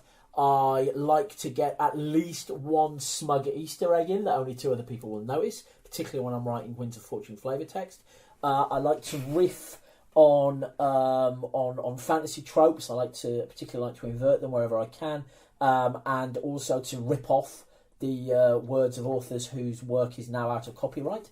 So mostly I'm just looking to have a little bit of fun so that I don't hate my job, but also make sure that we're making something where some players, or even just one player sometimes, gets to make a decision about something that they can later regret. So that's largely what I'm thinking when I'm down the plot mines. Don't underestimate the Easter egg thing, by the by. I will twist an entire plot just so that I can get a reference to an Ian Banks booking. Okay, And without shame. Open question: which is the best nation? Highguard. I really like Highguard. I still regret that it went quite as Warhammer 40k as it did, because I laughed when people said you've got to make sure it doesn't go to Warhammer 40k. I quite like Highguard. I don't think I have a favourite nation. I love Dawn. I like the Commonwealth, but I love Dawn. I do like Highguard. I love Dawn. I mean, at the end of the day, they're all our baby. You know, I do like. Yeah, I would only take 2 of them out of the back of the bike sheds and shoot them in the head. And I'm not saying which 2, but are there 2? Would you have 2? I'm mostly joking. Mostly, okay, cool. There was a point at which we had a long discussion about whether 9 or 10 was a better number. If you are writing, if you're creating your own game, here's my one tip to success. If you're creating your own LARP game right here, right now, and you're building your setting, and you're building nations or factions or races or whatever, set yourself before you start a kind of conceptual number of how many there should be in the world. And then at the end of your design process, cut them back until you've met that number. And then probably cut one more as well, just for good luck. And when you tell yourself, no, I can't cut them, they're all so good, that will be true, and it will still be a better game if you cut. There's nothing wrong. All the nations in Empire are great, and I'm really pleased with them all. But it would have been a better game if we cut 1 or 2 and taken ideas and moved them into existing nations. Just because it's like jam that you're spreading on the toast, and it's like you just, you know, if you bunch the cool up, there's more cool in any given nation. Yeah, it's interesting how similar that is to other creative pursuits. You end up having to cut deep into stuff that you care about just to make it concise and engaging, right? Like sometimes you can waffle on too much and it becomes so muddied, you know. And then my tip would be, you know, if you learn how to do that, get in touch and tell me how that's done. Because we to be fair, I think Empire is tighter and more concise than Maelstrom was, which had about 30 different affiliations you could belong to. 25 different and factions, but nations we and at races. Empire managed to get it down to 10. Yeah. It was 9 for quite a while, and then went to 10 at the very last minute. Yeah. Imperial Orcs, in case you were wondering. But yeah, okay. We were waiting initially going to have the Imperial Orcs, but some putative players made some very passionate pleas. I think that I around. really like the Imperial Orcs and what because they're so different from every other nation. It's a problematic brief in places. Yeah, there are inherent, like you were talking about with conflict, inherent built-in conflict. The Orcs have that in spades, right? Like and that plot continues to happen in the world that we live in. Like I'm a huge fan of what they present and how different they are, and how isolated they are, and how different they are from everything else. You know. Yes. You know, I can't really talk about some of the stuff because it's kind of personal to my plot, so therefore I can't talk about it. But there are some really cool aspects to interacting with orcs and being friends with the orcs. players have made that the case, I think, a lot. The brief is important there, but the orcs have played orcs as different to humans, I think. Yeah. I would say, because at the end of the day, you're not interacting with the brief; you're interacting with the players who belong to the nation. Yeah. I think for me, every nation has something I like about them. I love the mythic storytelling of Wintermark. You know, the crazy Hilger and the seal people and the Suak and the birds that carry your soul away and all those ideas. There's just lovely but Wintermark, what I find interesting is that I've barely interacted with Wintermark, the largest nation on the field. Yeah. I have no context there. I've never had any plot interactions with them, but I don't feel like... So there's a whole world out there that I can go and experience, and it's one of my things this year is I want to make some Wintermark friends and try and get in there and kind of see what they're all up to, because there's everyone's got their own game because there's so much opportunity to do different things. There's lots of, you know, you can be busy mates with some Varushkans and have nothing to do with Brass Coast, for example. You know? Yeah. My point is, I suspect if I was coming to Empire fresh, I'd be like, oh, let's see if we can get a Dornish group together. I love romantic Arthurian stuff. I love the visuals. I love the high. There's enough difference in them that you could play 10 consecutive characters and have different feeling characters in games. I think. Yeah. I think there's enough blue water between the 10 nations that they just about work. But if my mates were like, no, we're going here, I would just, any nation would, you know, there's no nation was like. There's a trivial little thing that cheered me up a little bit, which is when we were redoing the auras and the pre-skills. I think, is it the 10 Prides? Oh yes. The list of the 10 Prides was interesting to put together, trying to sum up what made each nation unique in a single word. So for Navarre, it's sacrifice, and that is the thing that this made-up author has said is the key thing to be proud of from each individual nations. And the fact we were able to knock those 10 together very quickly. I wouldn't choose that word. I would choose practical. No, because that's not something you're proud of in this context. It's about the national pride idea and whether, and how that worked. And the fact we were able to put that list of 10 together in sort of 15, 20 minutes. No, we're actually kind of running out of time, and we haven't really talked about religion at all. And I'm not going to do it now. We're going to leave. I'm going to leave that because I feel like we could talk about religion for a really long time. We did a podcast with Rena Robson on that one, which is on our podcast group. Oh, really? Wherever it is. Yeah. I'll go listen to it. I'm always plugging the Empire podcast. And I really feel like you can find it off the Empire Wiki. Stop listening to this podcast and go and listen to that podcast. You know, it's very, very Matt's currently working on recording a load of new content as well for that. Yeah, I set a new podcast, but they're kind of conversations. Yeah, I love LARP. I love breaking it down and kicking holes in it and tipping it upside down and rifling through its pockets for change. So I just thought it would be really interesting to pick topics and things. And, this is all that we do on our podcast. It's literally just a vehicle to have a conversation, and fortunately, people enjoy listening to that. It's not, the design of the podcast isn't for people to listen to it. It's a byproduct. Yeah, you know what I mean? Yeah, it's Okay. So next question. Scott Anderson asks, "What's the difference between a guardian and a caliphate?" Thanks for Caliphate. Sorry. Cataphract. Thanks for your question, Scott. It's a great question.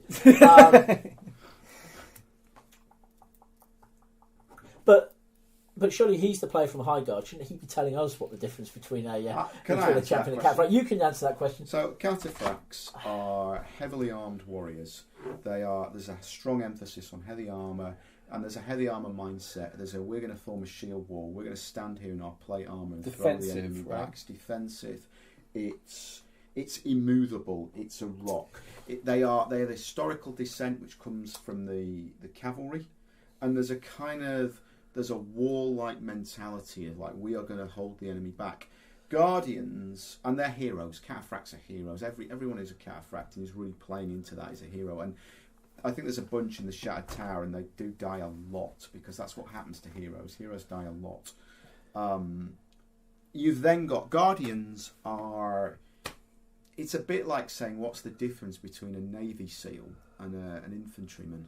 It's like Guardians are kind of a generic term for anyone who's a soldier or a warrior in Highguard. It might not even be your main preoccupation. It's a kind of, well, I'm really an artisan and a priest, but when we need to go out and fight, I put my armour on and I fight with the other Guardians. I guard the I can't remember what the bases are called now. The citadels, the chapter houses. Guardians are kind of your everyday soldier. He exists partly so that the unconquered and the cataphracts can know that they are a step apart. Why? What does the wiki say? Oh, it doesn't entirely disagree with you. It's just a bit... No, what you're missing is that Guardians, particularly after we put an extra couple of words on them, are the elite guards who are based on defending the chapters, who are living a military life. They're not people who just randomly put their armour on. That's Highguard citizens. You're right, actually. Yeah, it's fair. Yeah. And your argument of the cataphracts as being defensive was also making me wince slightly. We don't really talk about that. The difference is that the Guardians, kind of shock troop. The Guardians are elite guards, soldiers, protectors of things, whereas the cataphracts are, to quote the wiki, living standards. They are very clearly our paladin archetype, who get out there burning with righteous fury and twat the enemy. So in a way, the difference between them is their focus. If you look at Highguard, there's an interesting conflict between that kind of... in the way they do their devotion, between their discipline and their zeal and all that sort of stuff. And what we've pulled out a little bit there, particularly when we spent a bit of time to actually think about Guardians, is that Guardians are serious, no-nonsense soldiers who are about Highguard and their chapter, and the cataphracts are your larger-than-life knights and champions who are there in their heavy armour, yelling for the Emperor, or Empress as appropriate, and leading the charge forward to convert the enemy. And with the Unconquered, they create three very different ways in which you can play a Highguard military character, which is how our archetypes are meant to work, to give you hooks, build your characters on. So Well- Scott, that's what I would say is probably the difference. Now that I've had enough time to jump on the wiki and find out what we've actually said. It's interesting because obviously Andy probably knows the world better than anybody alive. I don't have a very good memory, but I helped write it. But even we need to go back and go, okay, what do we? Oh yeah, I remember now. You know, it's like I don't play in High Guard. I haven't read the High Guard brief in months, so it's like I have to. I will be off. I would have to go and refamiliarise myself to be able to answer a question It's like the that. same problem that I've talked about with the Commonwealth before. We've written the stuff, we created the world, but we also have our own prejudices about it. Yeah. Because large amounts of the world is a combination of at least 2, sometimes 3 or 4 people's work. So we have to go back to the wiki to refamiliarise ourselves. How with many things. times in the last 7 years have we gone rah, rah, rah, rah, and then one of us will go and check and go, you know, that's not what the wiki says. Yeah. We're like, oh, you're right. Yeah, we're wrong about that, aren't we? And then we have to play paper, scissors, stone to see if we change the wiki or change our minds. Change our minds. We usually change our minds. We usually change our minds. Well, Scott, thank you very much for your question. You win the Yes, most Scott. controversial question of the podcast so Yes, far. Scott, So, thanks. but leading into Callum, my good friend Callum Jessup, who actually plays Sinwig and all the radio play stuff that we do for the intros and outros. Is it pronounced GIF or GIF? It's clearly GIF. GIF? It's graphics. Blah, blah, blah, blah. Interchange format. Yeah, so it's GIF. Yeah, it's GIF. Well, there you go. You heard it here, folks. It's it's GIF. We have I a- can't understand why it's even a question. Oh yeah. Next question is from Shocking. a young, long-term listener of the podcast called Andy Raff, who's a cheeky little chap. He asks, "I hear Andy has a Patreon where he often writes about Empire stuff. This is Can you outrageous. plug that, Andy?" Thanks, Andy. You sound like a person of true discernment. Yes, I have a Patreon in which I write about Empire. I've got a WordPress blog, of course, as well, where a lot of that material will turn up and a lot of more random things. You can find both of them on the internet by going to either Patreon or WordPress. Thanks for asking. A very discerning question. Much better than Scott's. I want to have a shower with how dirty I feel right now. It's the internet. We're meant to cross-plug. Right. There's a comedic element to that, which I think actually hits on something that's kind of serious.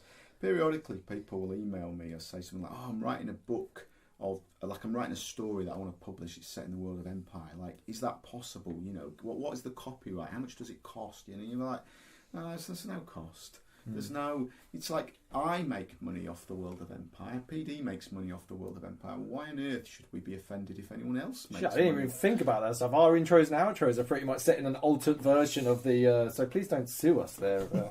We've got a very Not that there's any money, but we've got a very open Creative Commons on our Style wiki. license. yeah.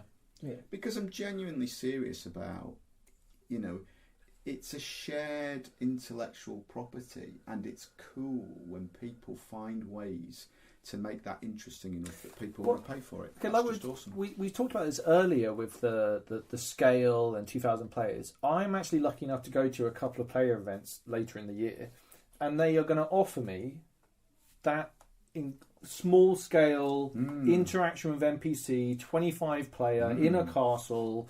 And it's going to be bonkers. It's going to be, but it's all within the same world, and I get to develop my own character in that place. So it's like there are options to expand and learn. And we wrote some things into the brief with the solid intention that they would only be used at player events. I'm thinking specifically of High Guard's bathhouses. There's no way we can do those on the field, but we've had at least one highborn event that has taken place in a Turkish steam bath. Roads in Well, have I Russia. not been to? I want to go to that. The whole horror dynamic in Varushka we talked a lot about and left it in because while it's tricky to do that scale of horror at a large event, it's perfect for running a small event in which you can properly focus. I should be going off to Spiral, and it's going to be bonkers. And then you see it's going to be full on. There's been some. We've basically there's 2 types of player event we mostly deal with. The social player events where players just get together in character and do things in character. We hear about them, but we rarely have to do anything because they're just playing characters.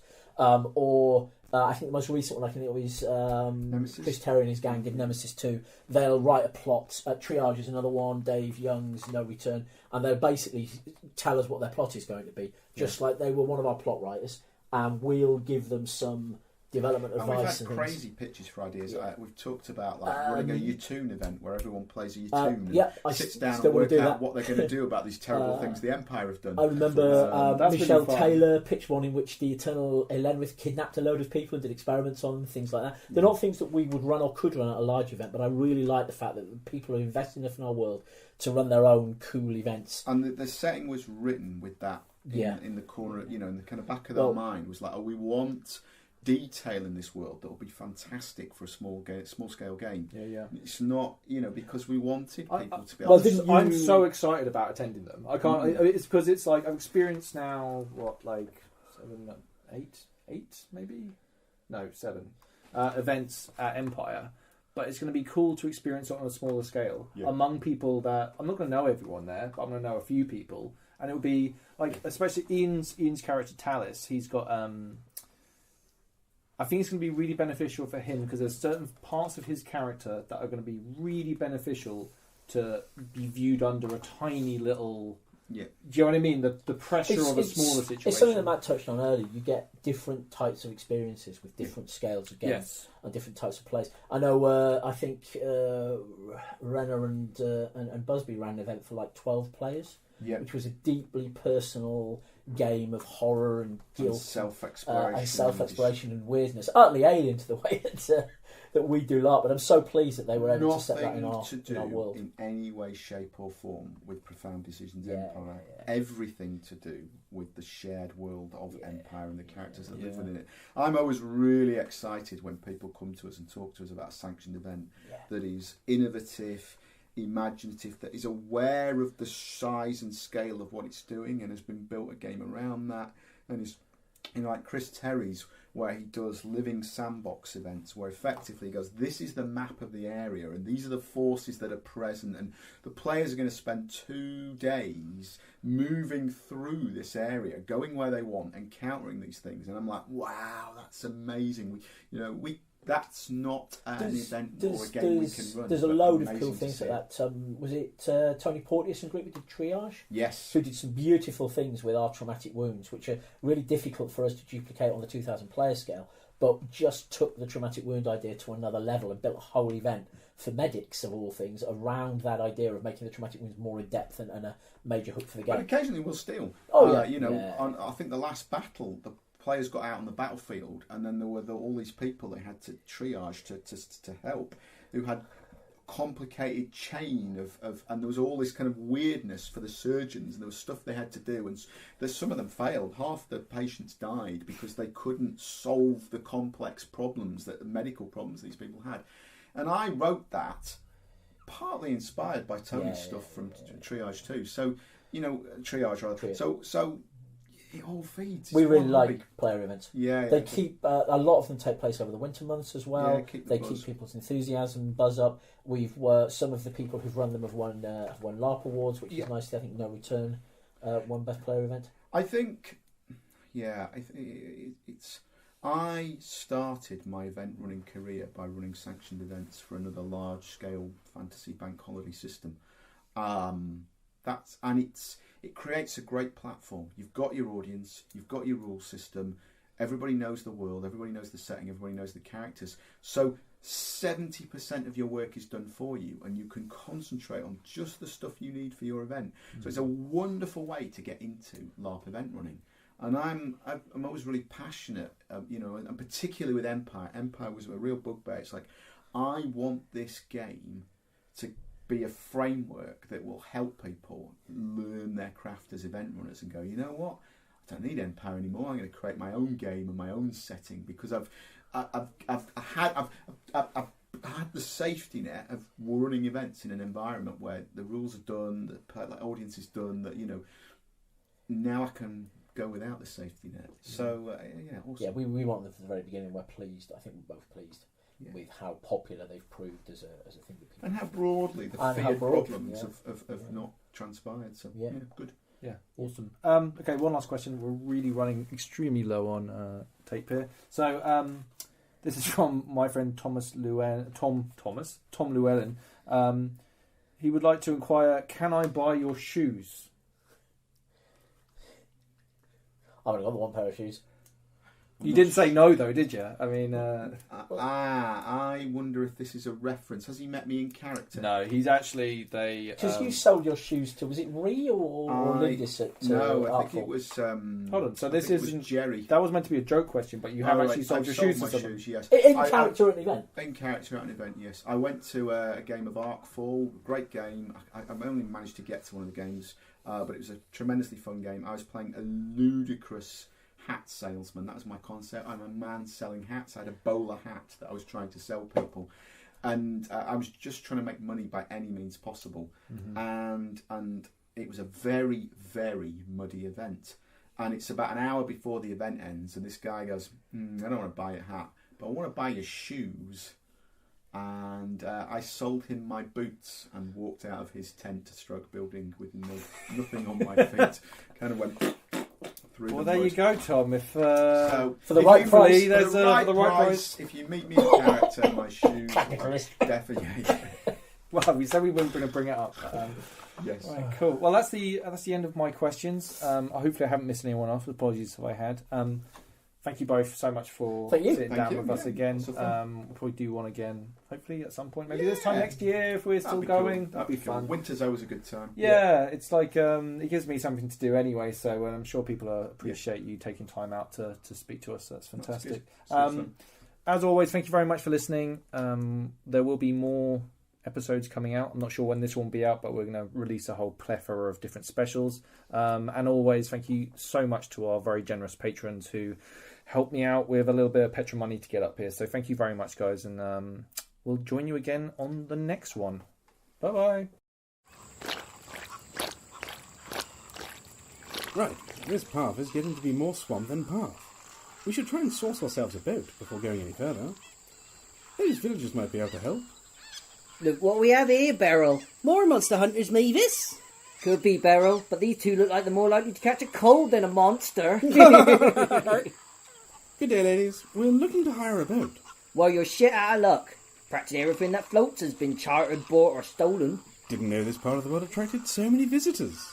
They don't usually, but since all the trouble in Two-Star and that reward that we're offered, we've had all sorts pass this way. Seems like every bloody warden, yeoman, fawn and knight errant in the Empire has passed this way of late.